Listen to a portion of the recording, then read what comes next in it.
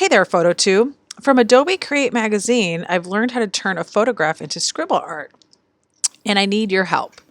You may remember that in the old library, we had a portrait project in the hallway, in the little alcove right as you enter. And that just involved taking photos of people and putting them all over the space so that they felt welcome. So this year, instead of using the same examples, I thought we would turn them into scribbles to add not only a layer of anonymity, but to make it a little bit more interesting.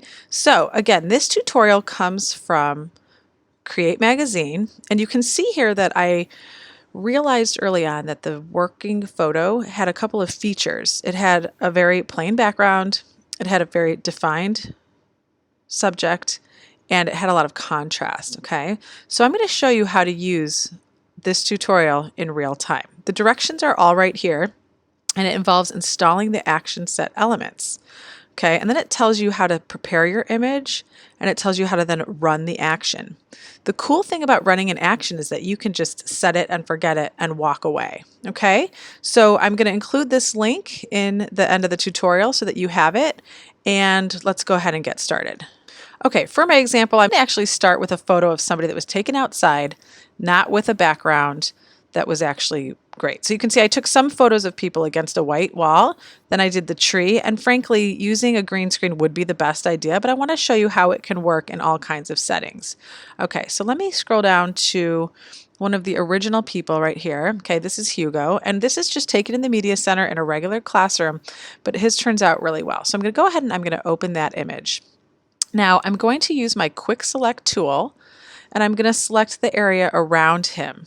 Okay, now you can see that I'm going super fast. So by pressing Alt, my cursor turns into a minus, and I can go back and make sure that I get his hair and the rest of his face, and then I can go and customize, make sure I get his sweatshirt and his shoulders because we really want to have that as part of our scribble. Okay, so what I'm going to do now is I'm going to hit delete, and I'm going to fill that, and you can choose your contents. I'm going to choose white. So I go ahead and I fill that with white. Now it doesn't matter that that's not perfect. This selection normally wouldn't work for my liking, but in this case it really doesn't matter. I'm then going to invert my selection so that his figure is selected. So I'm going to go Shift Command I, and now he is selected, the white is not, and I'm going to use my shortcut Command J to make a copy. So now he's been isolated, right? If I turn off the background, I see that it's just him. Okay, and this is required for running this action. One more step that you cannot forget is that you have to label that new layer lowercase mask. It's not an actual mask, but this is how the action works. Okay, let's talk about actions here. If you don't have these three panels showing, you're going to want to go up to Window, and you're going to make sure that your layers is selected, that your actions are selected. Okay, and that brings you here where you can see all of these different actions. Now, I already have the Scribble Artist action selected. If you didn't have it selected, you could go ahead and click on the lines on the side, and you could come down here where it says Load Actions.